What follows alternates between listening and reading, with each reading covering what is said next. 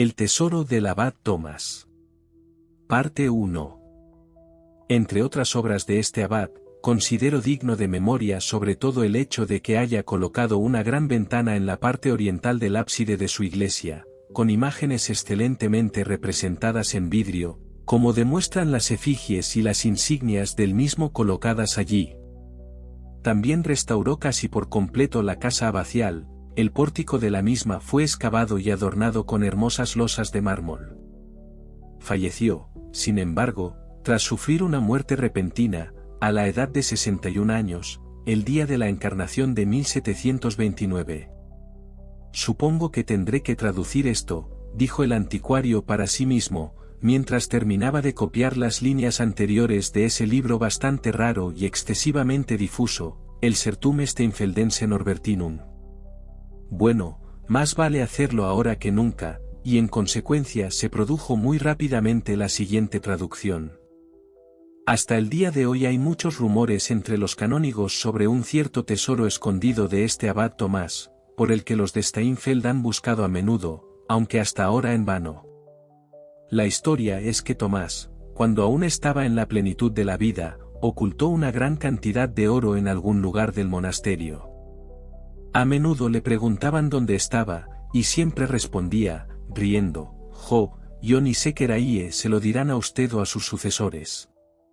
A veces añadía que no guardaría rencor a quienes lo encontraran.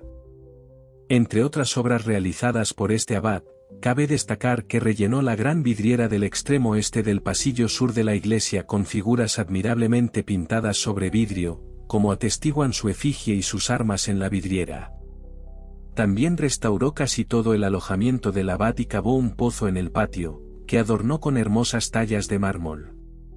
Murió de forma bastante repentina en el año 72 de su edad, en el año 1529 DC. El objetivo que el anticuario tenía ante sí en ese momento era rastrear el paradero de las vidrieras de la iglesia abacial de Steinfeld.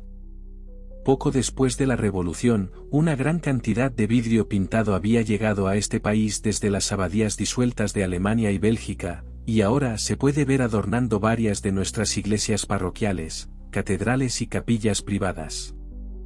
La abadía de Steinfeld fue uno de los contribuyentes involuntarios más importantes a nuestras posesiones artísticas. Cito el preámbulo algo pesado del libro que escribió el anticuario, y la mayor parte del vidrio de esa institución puede identificarse sin mucha dificultad con la ayuda, ya sea de las numerosas inscripciones en las que se menciona el lugar, o de los temas de las ventanas, en las que se representaban varios ciclos o narraciones bien definidos. El pasaje con el que comencé mi historia había puesto al anticuario en la pista de otra identificación. En una capilla privada, no importa dónde, había visto tres grandes figuras, cada una ocupando toda una luz en una ventana, y evidentemente obra de un solo artista. Su estilo dejaba claro que ese artista había sido un alemán del siglo XVI, pero hasta ahora la localización más exacta de ellos había sido un rompecabezas. Representaban, les sorprenderá oírlo, a Job Patriarcha, Juanes Evangelista, Zacharias Profeta, y cada uno de ellos sostenía un libro o pergamino, inscrito con una frase de sus escritos. Estos, como es natural, los había anotado el anticuario, y le había llamado la atención la curiosa forma en que diferían de cualquier texto de la Vulgata que había podido examinar. Así, el pergamino que tenía Job estaba inscrito, Auro est locus in quo absconditur, en lugar de, conflatur, en el libro de Juan estaba, Avent investimentis sui scripturam quam nemo novit, en lugar de, investimento scriptum, siendo las siguientes palabras tomadas de otro versículo, y Zacarías tenía, super lapidem junem septe macular sant, que es el único de los tres que presenta un texto inalterado. Nuestro investigador se quedó perplejo al pensar por qué estos tres personajes debían estar juntos en una ventana. No había ningún vínculo de conexión entre ellos, ya fuera histórico, simbólico o doctrinal, y solo podía suponer que debían haber formado parte de una serie muy grande de profetas y apóstoles, que podría haber llenado, digamos, todas las ventanas del triforio de alguna iglesia espaciosa. Pero el pasaje del Sertum había alterado la situación al mostrar que los nombres de los personajes reales representados en el vidrio que ahora se encontraba en la capilla de Lord D. habían estado constantemente en los labios del abad Thomas von Schönhausen de Steinfeld, y que este abad había colocado una viuda pintada, probablemente alrededor del año 1520, en el pasillo sur de su iglesia abacial. No era una conjetura muy descabellada que las tres figuras pudieran haber formado parte de la ofrenda del abad Thomas, era una conjetura que, además, probablemente podría confirmarse o descartarse mediante otro examen cuidadoso del vidrio. Y, como el señor Somerton era un hombre de ocio, emprendió la peregrinación a la capilla privada sin demora. Su conjetura se confirmó por completo. No solo el estilo y la técnica del vidrio encajaban perfectamente con la fecha y el lugar requeridos, sino que en otra ventana de la capilla encontró un vidrio, que se sabía que se había comprado junto con las figuras, que contenía las armas del abad Thomas von Schönhausen. Durante sus investigaciones, el señor Somerton se había visto perseguido por el recuerdo de los chismes sobre el tesoro escondido, y, a medida que reflexionaba sobre el asunto, le resultaba cada vez más obvio que, si el abad quería decir algo con la enigmática respuesta que dio a sus interrogadores, debía de haber querido decir que el secreto se encontraba en algún lugar de la vidriera que había colocado en la iglesia de la abadía. Además, era innegable que el primero de los textos curiosamente seleccionados en los pergaminos de la ventana podía interpretarse como una referencia a un tesoro escondido. Por lo tanto, anotó con escrupuloso cuidado cada rasgo o marca que pudiera ayudar a dilucidar el acertijo que, estaba seguro, el abad había planteado a la posteridad, y, de regreso a su mansión solariega de Berks, consumió más de una pinta de aceite de medianoche en sus trazados y bocetos. Después de 2 o 3 semanas, llegó el día en que el señor Somerton anunció a su criado que debía hacer las maletas de sus cosas y las de su amo para un corto viaje al extranjero, a donde por el momento no le seguiremos. Parte 2. El señor Gregory, rector de Parsbury, había salido a pasear antes del desayuno, ya que era una hermosa mañana de otoño, hasta la puerta de su camino de entrada, con la intención de encontrarse con el cartero y oler el aire fresco. Tampoco se sintió decepcionado en ninguno de los dos propósitos. Antes de que tuviera tiempo de responder a más de 10 u 11 de las diversas preguntas que le plantearon con toda la ligereza de sus corazones sus jóvenes vástagos, que le habían acompañado, se vio acercarse al cartero, y entre el correo de la mañana había una carta con un matasellos y un sello extranjeros, que se convirtieron inmediatamente en objeto de una entusiasta competencia entre los jóvenes Gregory, y estaba escrita con una letra poco educada, pero claramente inglesa. Cuando el rector la abrió y se dirigió a la firma, se dio cuenta de que provenía de la ayuda de cámara confidencial de su amigo y escudero, el señor Somerton. Decía así: Honorable señor, tengo una gran inquietud sobre el amo al que escribo. Deseo rogarle, señor, que tenga la bondad de venir. El amo ha sufrido un terrible shock y permanece en cama. Nunca lo he visto así, pero no es de extrañar y nada servirá más que usted, señor. El amo dice que si menciono el camino corto aquí, conduzca hasta Coplince y tome un tranvía. Espero haberlo dejado todo claro, pero estoy muy confundido en mí mismo por la ansiedad y la debilidad por la noche. Si me permite ser tan atrevido, señor, será un placer ver un rostro británico honesto entre todos estos extranjeros. Soy Sir. Su obediente servidor. William Brown. P.D. No cambiaré el pueblo por la ciudad. Se llama Steinfeld.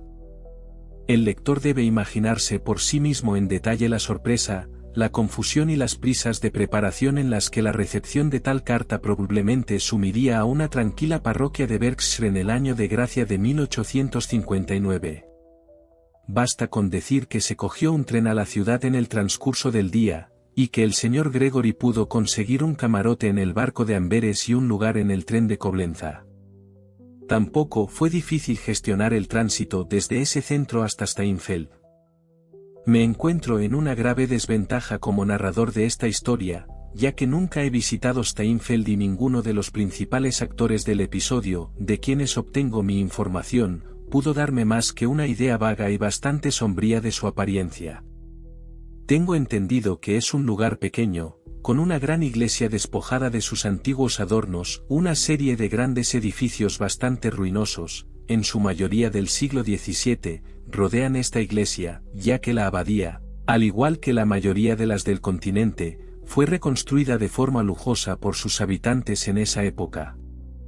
No me ha parecido que valga la pena derrochar dinero en una visita al lugar, porque aunque probablemente es mucho más atractivo de lo que pensaban el señor Somerton o el señor Gregory, evidentemente hay poco, si es que hay algo, de interés de primer orden que ver, excepto, quizás, una cosa, que no me importaría ver. La posada donde se alojaban el caballero inglés y su criado es, o era, la única, posible, en el pueblo. El señor Gregory fue llevado allí de inmediato por su chofer y encontró al señor Brown esperándolo en la puerta.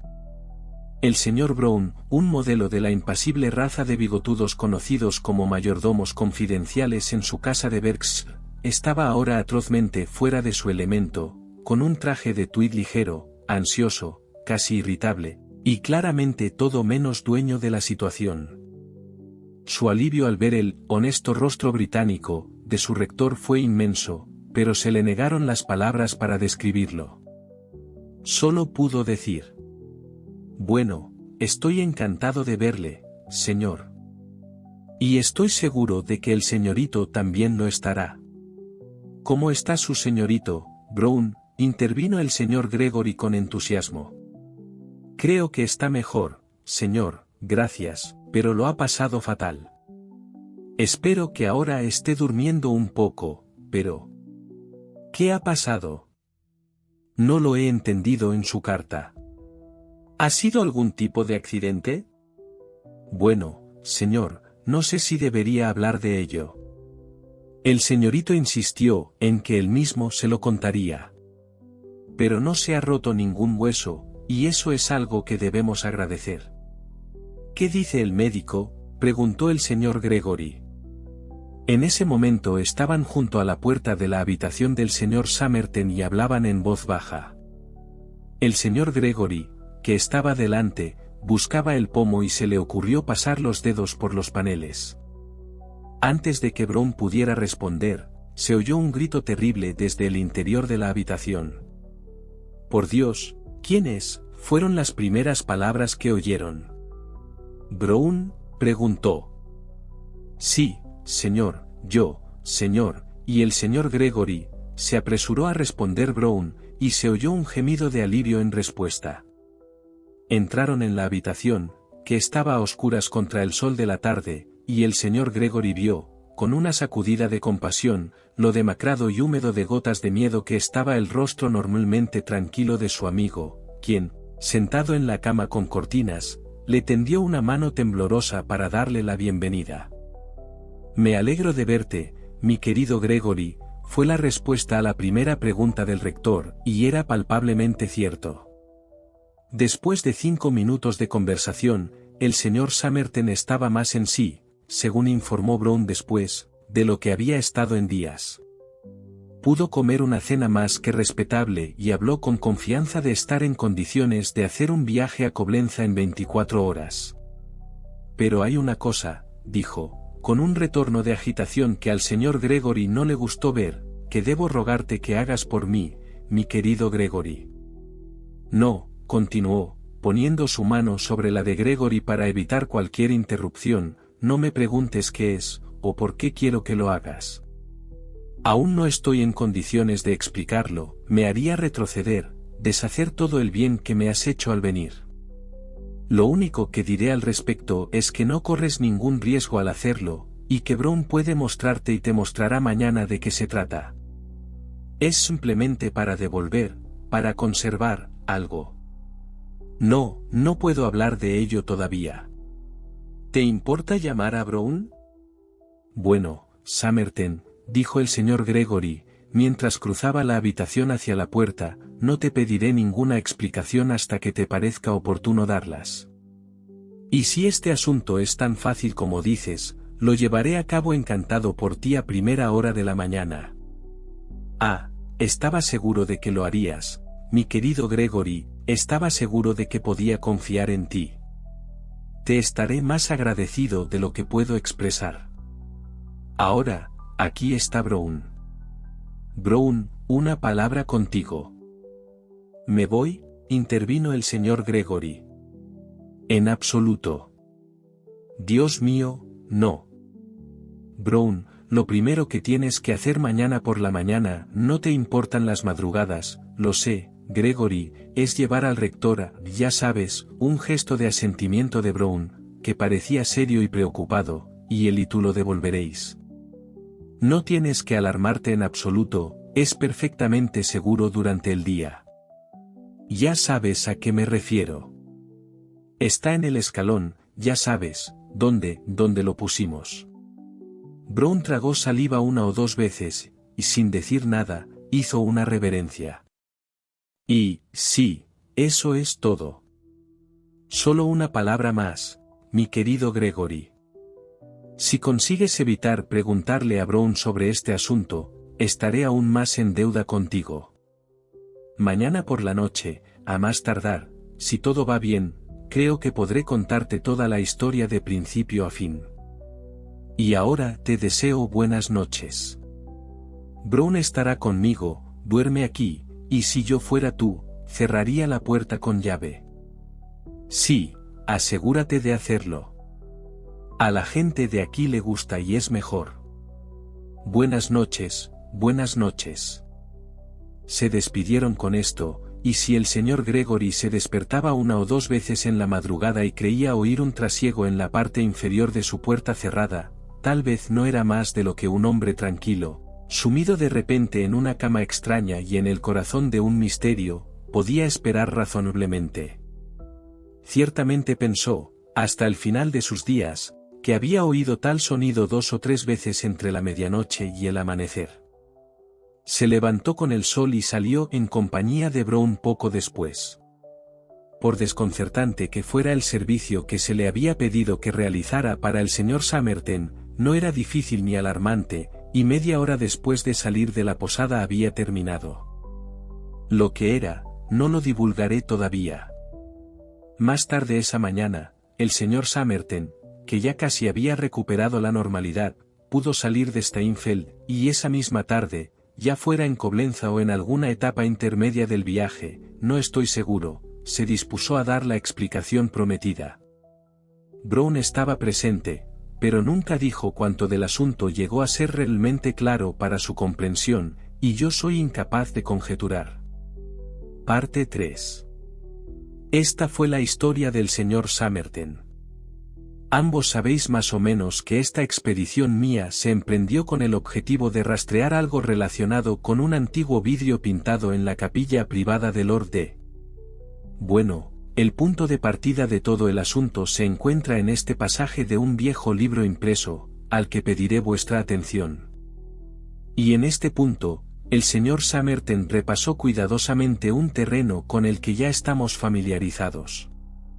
En mi segunda visita a la capilla, continuó, mi propósito era tomar nota de todas las figuras, letras, rayas de diamante en el cristal e incluso marcas aparentemente accidentales. El primer punto que abordé fue el de los pergaminos inscritos.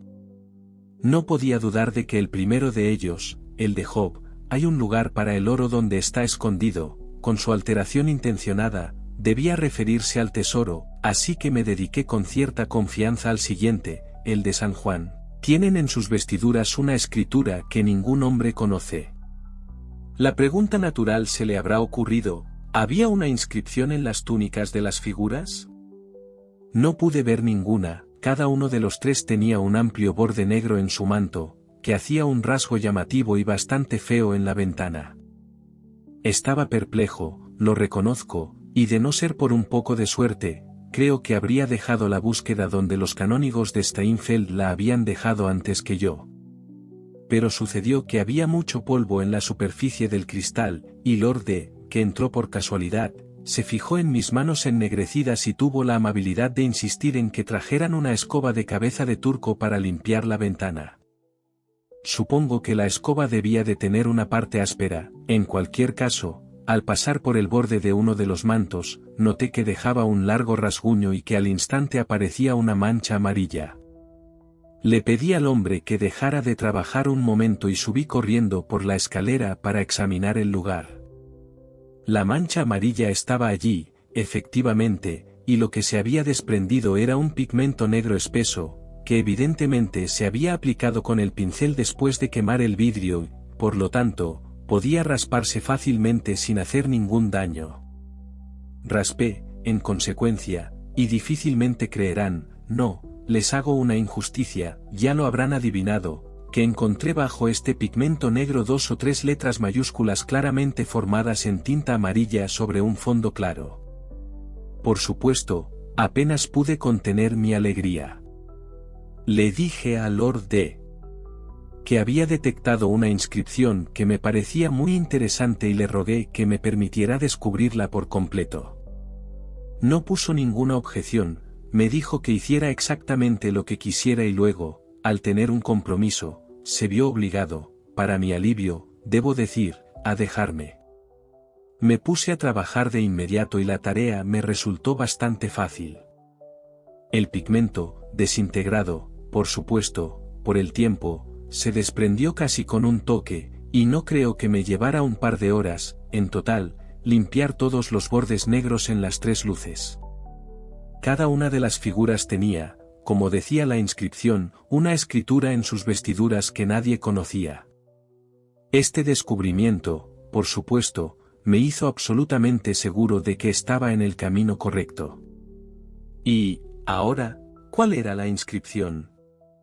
Mientras limpiaba el cristal, casi me esforcé por no leer las letras, reservándome la sorpresa hasta que lo tuviera todo claro.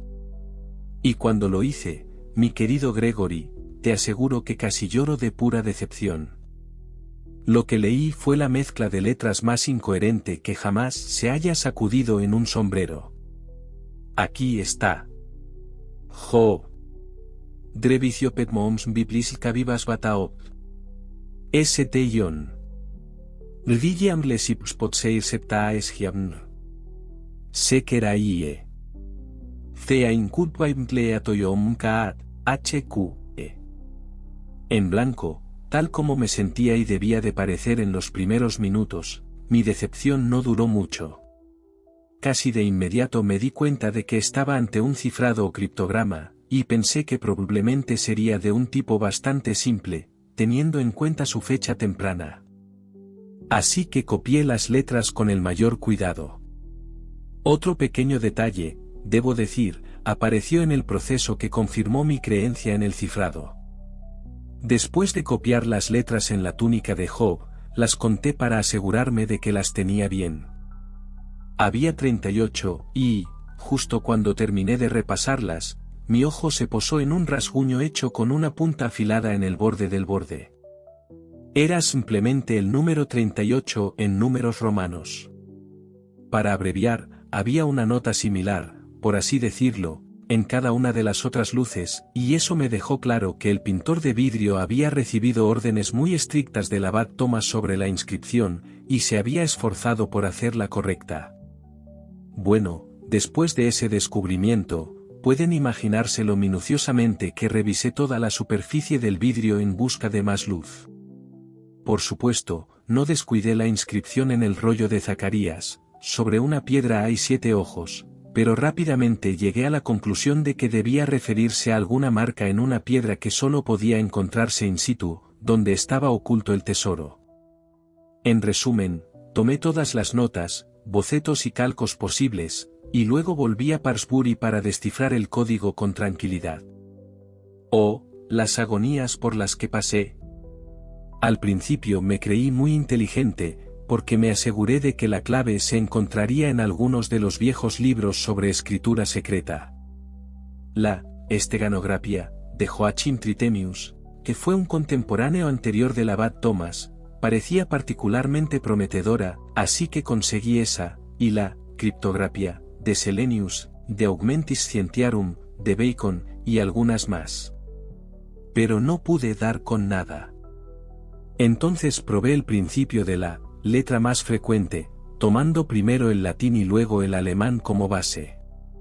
Eso tampoco ayudó, no tengo claro si debería haberlo hecho.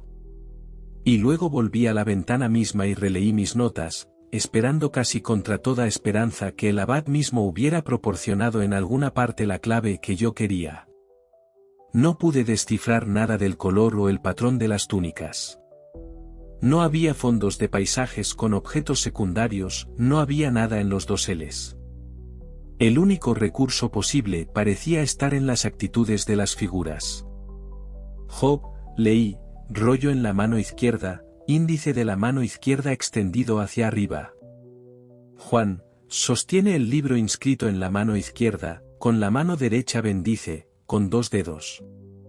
Zacarías, rollo en la mano izquierda, mano derecha extendida hacia arriba, como Job, pero con 3 dedos apuntando hacia arriba. En otras palabras, reflexioné, Job tiene un dedo extendido, Juan tiene 2, Zacarías tiene 3. ¿No habrá una clave numérica oculta en eso? Mi querido Gregory, dijo el señor Somerton, poniendo la mano sobre la rodilla de su amigo, esa era la clave. Al principio no conseguí que encajara, pero después de 2 o 3 intentos vi lo que quería decir. Después de la primera letra de la inscripción te saltas una letra, después de la siguiente te saltas 2, y después de esa te saltas 3. Ahora mira el resultado que obtuve. He subrayado las letras que forman palabras. Drevicio pedmoms biblisica vivas bataop. Rdigiam lesips potseir septaes giamn. Thea inculpaim cleatoyom kaat, HQ. ¿Lo ves? Decem milla auri reposita santin puteo inat. 10.000 piezas de oro están guardadas en un pozo seguido de una palabra incompleta que comienza por. Hasta aquí todo bien. Probé el mismo plan con las letras restantes, pero no funcionó, y pensé que tal vez la colocación de puntos después de las 3 últimas letras podría indicar alguna diferencia de procedimiento. Entonces pensé, ¿no había alguna alusión a un pozo en el relato del abad Tomás en ese libro, el Sertún? Sí, la había. Construyó un puteusinatrio, un pozo en el patio. Ahí estaba, por supuesto, mi palabra atrio. El siguiente paso fue copiar las letras restantes de la inscripción, omitiendo las que ya había utilizado. Eso dio lo que verás en este papel. Lvillotdom biskapstautiam sipster setaegian fe al kutbain leatoomka, HQ. Ahora, sabía cuáles eran las 3 primeras letras que quería, a saber, río, para completar la palabra atrio, y, como verás, todas ellas se encuentran en las 5 primeras letras. Al principio me confundí un poco por la aparición de 2, pero muy pronto vi que cada letra alterna debía tomarse en el resto de la inscripción. Puedes resolverlo por ti mismo, el resultado, continuando donde lo dejó la primera ronda, es este. Rio domus abbatialis de Steinfeld a me, touma, qui posui custodem superea. Gera quila touche. Así que todo el secreto estaba al descubierto. 10.000 piezas de oro están guardadas en el pozo del patio de la casa del abad de Steinfeld por mí, Thomas, que he puesto un guardián sobre ellas. Gera quila touche. Las últimas palabras, debo decir, son un recurso que el abad Thomas había adoptado. Lo encontré con sus brazos en otro trozo de vidrio en casa de Lord D, y lo incorporó literalmente a su cifrado, aunque no encaja del todo en cuanto a gramática. Bueno, ¿qué habría hecho cualquier ser humano, mi querido Gregory, en mi lugar? ¿Podría haber ayudado a partir, como yo, hacia Steinfeld, y rastrear el secreto literalmente hasta la fuente? No creo que pudiera. De todos modos, yo no pude, y, como no necesito decírtelo, me encontré en Steinfeld tan pronto como los recursos de la civilización pudieron llevarme allí, y me instalé en la posada que viste. Debo decirle que no estaba del todo libre de aprensiones, por un lado, de decepción, por otro, de peligro. Siempre existía la posibilidad de que el pozo del abad Thomas hubiera sido completamente destruido, o de que alguien, ignorante de los criptogramas y guiado únicamente por la suerte, hubiera tropezado con el tesoro antes que yo. Y entonces, aquí hubo un temblor muy perceptible en la voz, no me sentí del todo tranquilo, no me molesta confesarlo, en cuanto al significado de las palabras sobre el guardián del tesoro. Pero, si no le importa, no diré nada más al respecto hasta que sea necesario. En la primera oportunidad posible, Brown y yo comenzamos a explorar el lugar. Naturalmente, me había presentado como alguien interesado en los restos de la abadía, y no pudimos evitar visitar la iglesia, por mucha impaciencia que tuviera por estar en otro lugar. Aún así, me interesó ver las ventanas donde había estado el vidrio, y especialmente la del extremo este del pasillo sur. En las luces de tracería de aquel me sorprendió ver algunos fragmentos y escudos de armas que quedaban, el escudo del abad Thomas estaba allí, y una pequeña figura con un pergamino que decía, oculos habent, et non videbunt, tienen ojos, y no verán, que, supongo, era una broma del abad a sus canónigos. Pero, por supuesto, el objetivo principal era encontrar la casa del abad. No hay un lugar prescrito para esto, que yo sepa, en el plano de un monasterio no se puede predecir, como se puede hacer con la sala capitular, que estará en el lado este del claustro, o, como con el dormitorio, que se comunicará con un crucero de la iglesia. Sentí que si hacía muchas preguntas podría despertar recuerdos persistentes del tesoro, y pensé que era mejor intentar descubrirlo primero por mí mismo. No fue una búsqueda muy larga ni difícil. Ese patio de 3 lados al sureste de la iglesia, con montones de edificios abandonados a su alrededor y un pavimento cubierto de hierba, que visteis esta mañana, era el lugar. Y me alegré de ver que no se utilizaba, y que no estaba ni muy lejos de nuestra posada ni dominado por ningún edificio habitado, solo había huertos y prados en las laderas al este de la iglesia. Puedo decirte que la piedra fina brillaba maravillosamente en la puesta de sol amarilla y acuosa que tuvimos el martes por la tarde. A continuación, ¿qué hay del pozo? No había muchas dudas al respecto, como puedes atestiguar. Es realmente algo extraordinario. Ese brocal es, creo, de mármol italiano, y la talla también debía de ser italiana.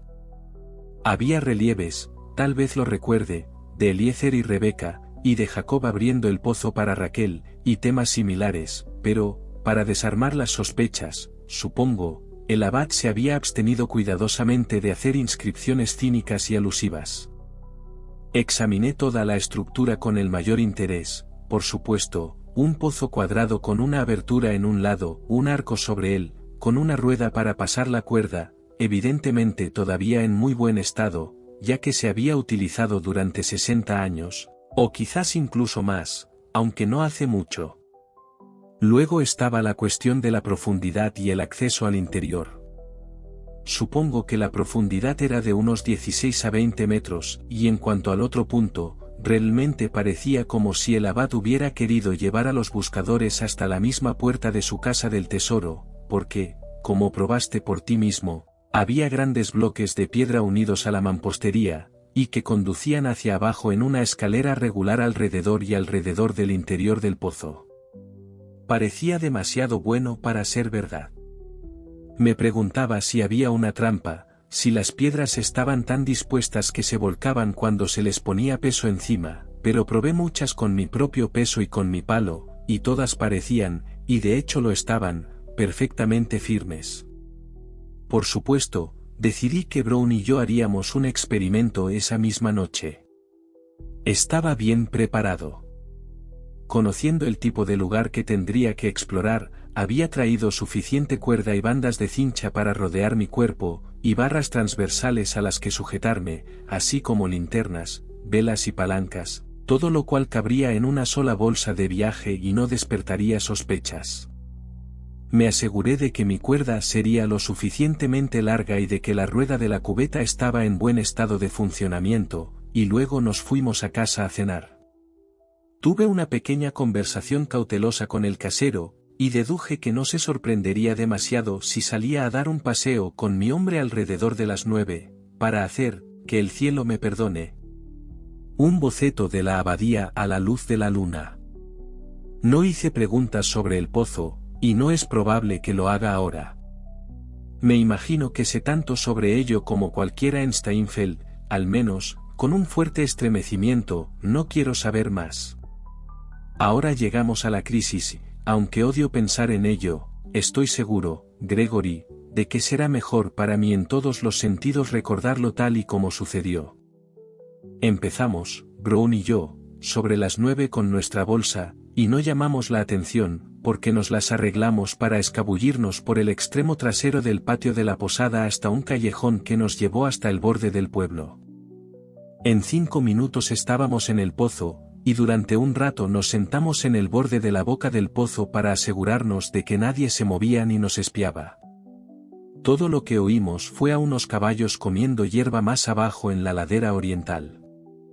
No nos observaron en absoluto, y teníamos mucha luz de la hermosa luna llena para poder ajustar correctamente la cuerda sobre la rueda. Luego aseguré la banda alrededor de mi cuerpo por debajo de los brazos. Atamos el extremo de la cuerda muy firmemente a un anillo en la mampostería. Brown tomó la linterna encendida y me siguió, yo tenía una palanca. Y así comenzamos a descender con cautela, sintiendo cada paso antes de poner el pie en él, y escudriñando las paredes en busca de alguna piedra marcada.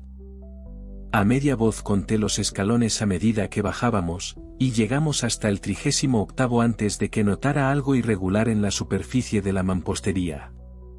Incluso aquí no había ninguna marca, y empecé a sentirme muy perdido, y a preguntarme si el criptograma del abad podría ser una elaborada farsa.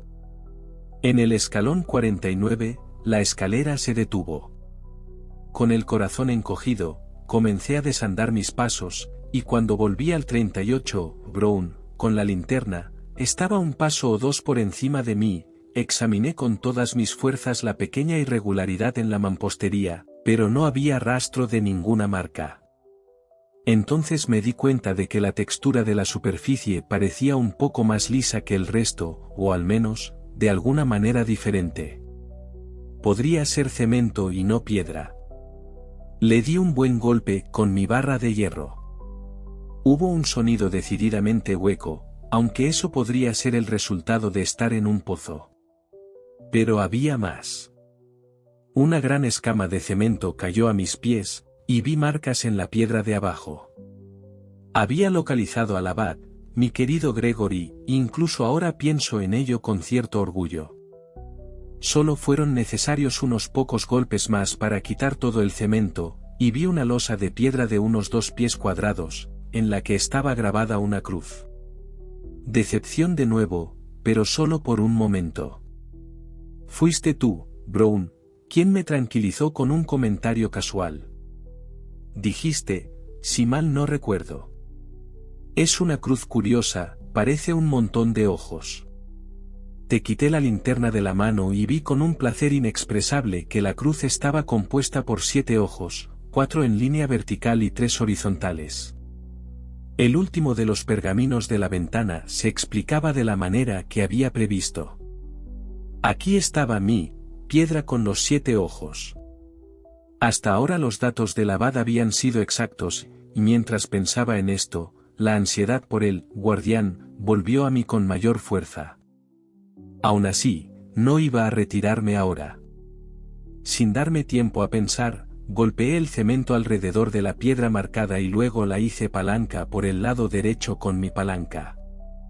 Se movió de inmediato, y vi que no era más que una losa ligera, como la que yo mismo podría levantar fácilmente, y que cerraba la entrada a una cavidad. La levanté sin romperla y la puse en el escalón, porque podría ser muy importante para nosotros poder volver a colocarla. Luego esperé varios minutos en el escalón de arriba. No sé por qué, pero pensé en ver si salía algo horrible. No pasó nada. A continuación encendí una vela, y con mucho cuidado, la coloqué dentro de la cavidad, con la idea de ver si había aire fétido y echar un vistazo a lo que había dentro. Había algo de aire fétido que casi apagó la llama, pero al poco tiempo ardía con bastante firmeza.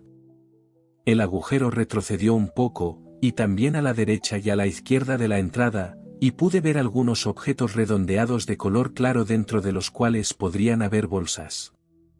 No tenía sentido esperar. Me enfrenté a la cavidad y miré dentro. No había nada inmediatamente en la parte delantera del agujero. Metí el brazo y palpé hacia la derecha, con mucho cuidado. Solo dame un vaso de coñac, Brown. Seguiré dentro de un momento, Gregory. Bueno, tanteé hacia la derecha y mis dedos tocaron algo curvo, que parecía, sí, más o menos como cuero, estaba húmedo y evidentemente era parte de algo pesado y lleno. No había nada, debo decir, que alarmara. Me atreví, metiendo las dos manos como pude, tiré de él hacia mí, y vino. Era pesado, pero se movía con más facilidad de lo que esperaba. Mientras lo empujaba hacia la entrada, mi codo izquierdo golpeó y apagó la vela. Puse la cosa justo delante de la boca y empecé a sacarla. Justo en ese momento, Brown soltó un grito agudo y subió rápidamente los escalones con la linterna. Él te dirá por qué en un momento. Sobresaltado como estaba, lo miré y lo vi quedarse un minuto en la cima y luego alejarse unos metros. Luego lo oí llamar suavemente, muy bien, señor, y continué sacando la gran bolsa, en completa oscuridad. Colgó por un instante en el borde del agujero, luego se deslizó hacia adelante hasta mi pecho y puso sus brazos alrededor de mi cuello. Mi querido Gregory, te estoy diciendo la verdad. Creo que ahora conozco el extremo terror y repulsión que un hombre puede soportar sin perder la razón. Solo puedo contarte ahora el esbozo de la experiencia. Era consciente de un olor a moho de lo más horrible, y de una especie de cara fría presionada contra la mía, y moviéndose lentamente sobre ella, y de varias, no sé cuántas, piernas o brazos o tentáculos o algo que se aferraba a mi cuerpo. Grité, dice Brown, como una bestia, y caí hacia atrás del escalón en el que estaba, y la criatura se deslizó hacia abajo, supongo, hasta ese mismo escalón. Providencialmente, la banda que me rodeaba se mantuvo firme. Brown no perdió la cabeza y fue lo suficientemente fuerte como para levantarme hasta la cima y sacarme del borde con bastante rapidez. No sé exactamente cómo lo hizo, y creo que le resultaría difícil contártelo. Creo que se las arregló para esconder nuestros utensilios en el edificio abandonado cercano, y con gran dificultad, me llevó de vuelta a la posada. No estaba en condiciones de dar explicaciones, y Brown no sabe alemán, pero a la mañana siguiente les conté a las personas una historia de haber tenido una mala caída en las ruinas de la abadía, que, supongo, se creyeron. Y ahora, antes de continuar, me gustaría que escucharan cuáles fueron las experiencias de Brown durante esos pocos minutos. Dígale al rector, Brown, lo que me contó a mí. Bueno, señor, dijo Brown, hablando en voz baja y nervioso, fue así. El amo estaba ocupado en la parte delantera del pozo, y yo sostenía la linterna y miraba, cuando oí algo caer al agua desde arriba, como pensé. Así que miré hacia arriba y vi la cabeza de alguien mirándonos. Supongo que debí decir algo, y levanté la luz y subí corriendo los escalones, y mi luz brilló justo en la cara. Ese era un tipo malo, señor, si alguna vez he visto uno. Un hombre feo, y la cara se hundió mucho, y se rió, como pensé. Y subí los escalones tan rápido como te estoy contando, y cuando llegué al suelo no había ni rastro de nadie. No había habido tiempo para que nadie escapara, y mucho menos un tipo corpulento, y me aseguré de que no estuviera agachado junto al pozo, ni nada. Lo siguiente que oí fue al amo gritar algo horrible, y lo único que vi fue a él colgando de la cuerda, y, como dice el amo, no sé cómo lo levanté. ¿Has oído eso, Gregory?, dijo el señor Summerton. Ahora bien, ¿Se te ocurre alguna explicación para ese incidente? Todo el asunto es tan espantoso y anormal que debo admitir que me desequilibra bastante, pero se me ocurrió la idea de que posiblemente la persona que puso la trampa podría haber venido a ver el éxito de su plan. Exactamente, Gregory, exactamente. No se me ocurre nada más tan probable, diría yo, si tal palabra tuviera cabida en mi historia. Creo que debió de ser el abad. Bueno, no tengo mucho más que contaros. Pasé una noche horrible, Brown se quedó conmigo. Al día siguiente no estaba mejor, no podía levantarme, no había ningún médico disponible, y, si hubiera habido uno disponible, dudo que hubiera podido hacer mucho por mí. Hice que Brown te escribiera y pasé una segunda noche terrible. Y, Gregory, de esto estoy segura, y creo que me afectó más que el primer susto, porque duró más tiempo, había alguien o algo vigilando fuera de mi puerta toda la noche. Casi me imagino que eran dos. No eran solo los débiles ruidos que oía de vez en cuando durante las horas de oscuridad, sino el horrible olor a moho. Me había quitado todos los harapos que llevaba puestos aquella primera noche y le había pedido a Brown que se los llevara. Creo que los metió en la estufa de su habitación y, sin embargo, el olor seguía ahí, tan intenso como en el pozo y, lo que es más, venía de fuera de la puerta.